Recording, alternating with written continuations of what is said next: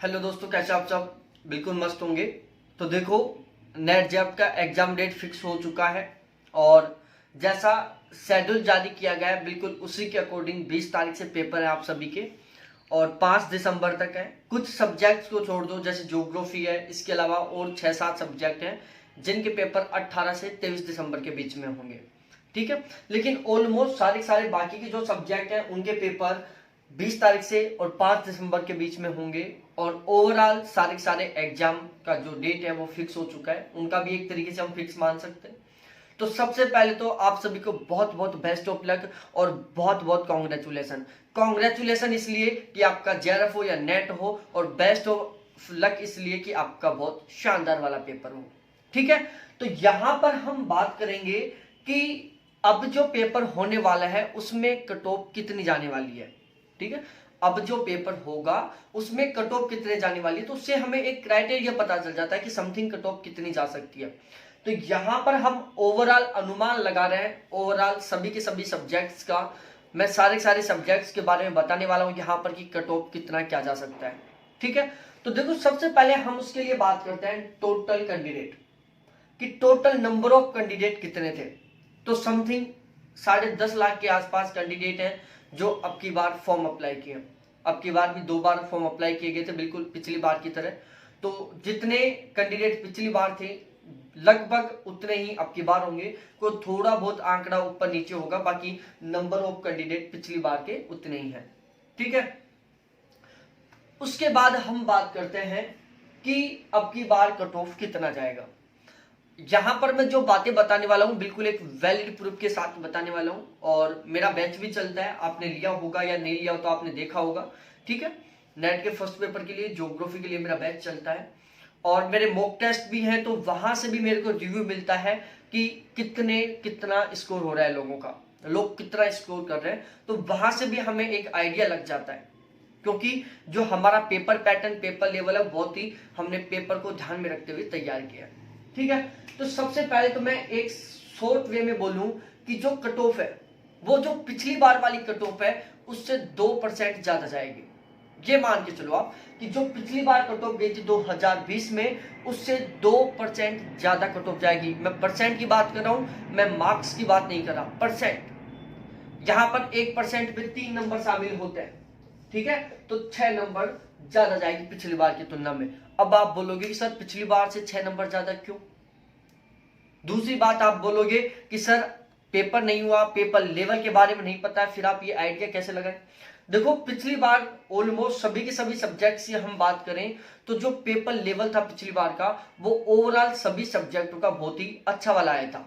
ठीक है, तो समथिंग वैसा ही लेवल अब की बार आएगा, क्योंकि पिछली बार बहुत मैक्सिमम लेवल कर दिया था उन्होंने। फर्स्ट पेपर का भी देख सकते हो, फर्स्ट पेपर भी बहुत अच्छा लेवल का लिया था और सब्जेक्ट भी बहुत अच्छा लेवल का था। तो बिल्कुल समथिंग उसी ही लेवल का रहेगा अब की बार का भी पेपर। पिछली बार भी साल में एक बार ही पेपर हुआ था, अब की बार भी साल में एक बार ही हो रहा है, तो फिर 2% ज्यादा क्यों? पिछली बार कितनी कट ऑफ जानी चाहिए? देखो उसका कारण क्या है। पिछली बार समथिंग मार्च में लॉकडाउन लग गया था 2020 में, एग्जाम डेट फिक्स नहीं हुई थी।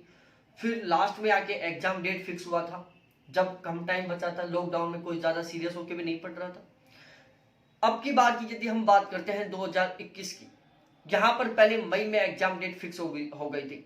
तो जब मई में एग्जाम डेट फिक्स हुई थी तो सभी ने मई के लिए बहुत शानदार वाली तैयारी कर ली थी, बहुत गजब वाली तैयारी कर ली थी। उसके बाद अक्टूबर में एग्जाम डेट फिक्स हुई तो फिर से दोबारा अच्छे से बहुत गजब तरीके की तैयारी कर ली। फिर अब तीसरी बार एग्जाम डेट फिक्स हुई है। तो अब हम कह सकते हैं पिछली बार तो मार्च में लॉकडाउन लग गया था, मार्च में, हाँ समथिंग मार्च में लग गया था।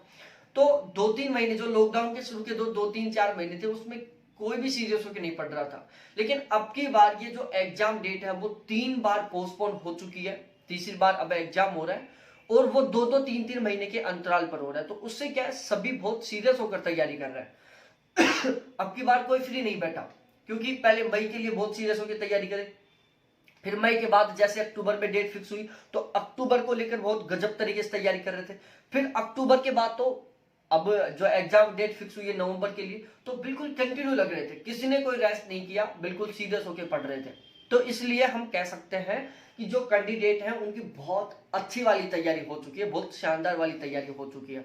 तो इससे हम पूरे कॉन्फिडेंस के साथ कह सकते हैं कि यदि पेपर का लेवल बिल्कुल पिछले साल जैसा आता है तो कट ऑफ समथिंग 2% ज्यादा जाएगी, मतलब 6 नंबर ज्यादा जाएगी। बाई चांस यदि पेपर लेवल पिछली बार की तुलना बहुत डिफिकल्ट आता है तो वो रेशियो पिछली बार इतना रह जाएगा, और यदि पिछली बार से सिंपल आता है तो ये रेशियो और भी ज्यादा चला जाएगा, लेकिन एवरेज हम कह सकते हैं कि 2% तो बढ़ेगी। अब यहां पर मैं दिखाता हूं जेआरएफ के लिए, नेट के लिए। देखो हम जेआरएफ के लिए बात करते हैं तो देखो यहां पर मैंने दोनों पेपरों का एक साथ लिया है। फर्स्ट पेपर 100 नंबर का, सेकंड पेपर 200 नंबर का, टोटल हो गए 300 नंबर। ठीक है, यहां से मैं टोटल ले रहा हूं, टोटल क्वेश्चन हो गए 150। तो देखो जनरल की जेआरएफ के लिए कट ऑफ जाएगी 70% के आसपास, ओबीसी की 66%, ईडब्ल्यूएस की 67%, एससी की 64%, एसटी की 50%। यदि हम नेट के लिए बात करें तो फर्स्ट पेपर की 62% और जनरल की 62%, ओबीसी की 58, ईडब्ल्यूएस की 59, एससी की 55 और एसटी की 53।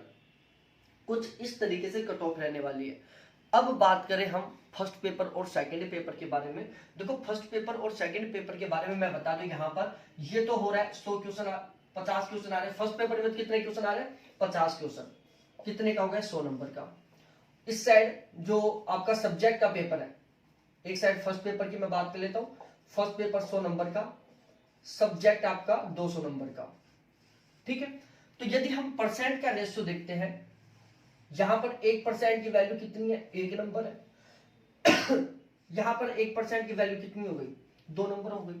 तो अब आप लगा लो यहां से अनुमान, यदि आप जनरल से जेआरएफ निकालना चाहते हो, ठीक है, मैं एक एवरेज लेके चल रहा हूं, तो आपको सब्जेक्ट में, यदि आपका सब्जेक्ट और आपका फर्स्ट पेपर दोनों बराबर लेवल से तैयार है तो आपको सब्जेक्ट में 140 के आसपास स्कोर करना होगा, फर्स्ट पेपर में 70 के आसपास स्कोर करना होगा।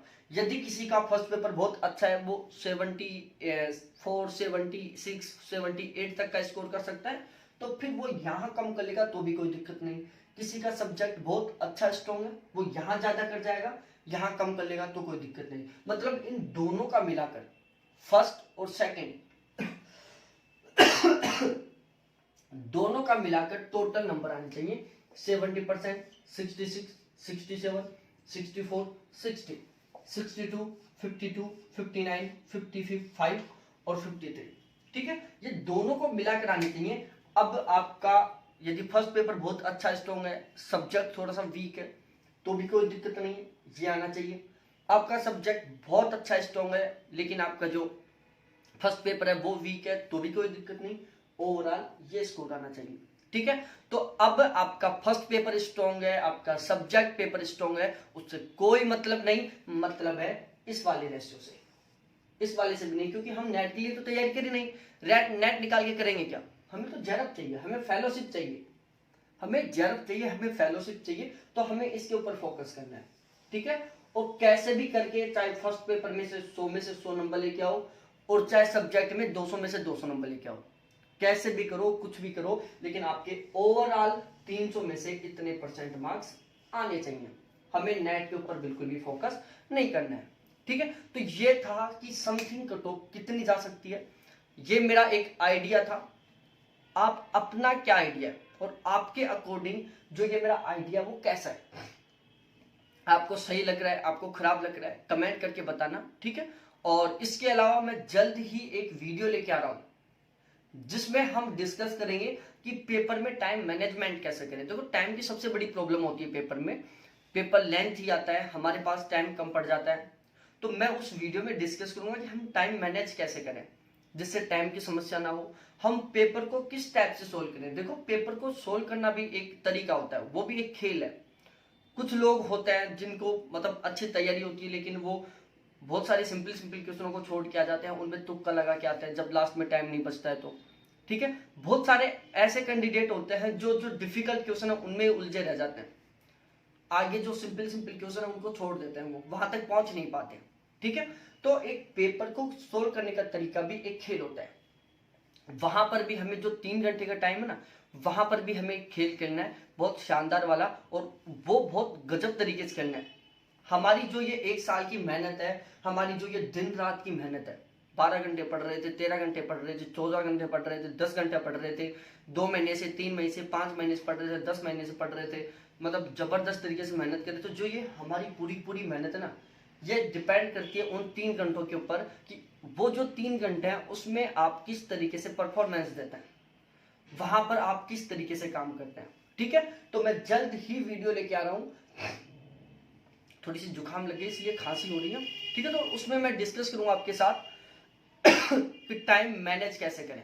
ठीक है, तो उस वीडियो को जरूर देखना। इसी वीडियो के डिस्क्रिप्शन में मेरे एप्लीकेशन का लिंक है, बहुत इंपॉर्टेंट क्वेश्चनों के मैंने टोटल 10 मॉक टेस्ट डाल रखे हैं, बिल्कुल कोई चार्ज नहीं है, आप जाके देख सकते हैं, बहुत इंपॉर्टेंट क्वेश्चन है। ठीक है, कोई चार्ज नहीं कर रखा है मैंने, पहले 150 रुपए चार्ज था, उससे पहले 200 रुपए चार्ज था, लेकिन अब बिल्कुल फ्री है। बहुत महत्वपूर्ण क्वेश्चनों को मैंने शामिल किया है, तो आप उनको देख सकते हैं। ठीक है, तो ये था सारा सिस्टम। बस मेरी आपसे एक रिक्वेस्ट है कि जाते जाते वीडियो को लाइक, अच्छा लगा हो, मेरा जो ये एनालिसिस है वो आपको पसंद आया हो, वीडियो को लाइक कर देना। अपने जो भी दोस्त हैं जो जेआरएफ के लिए तैयारी कर रहे हैं उनके साथ शेयर कर देना, साथ ही साथ सब्सक्राइब करके बेल आइकन को जरूर दबा देना। बहुत बहुत धन्यवाद मेरे प्यारे साथियों, थैंक्स देखने के लिए, और जल्द ही मैं नेक्स्ट वीडियो लेके आने वाला हूँ। बाय।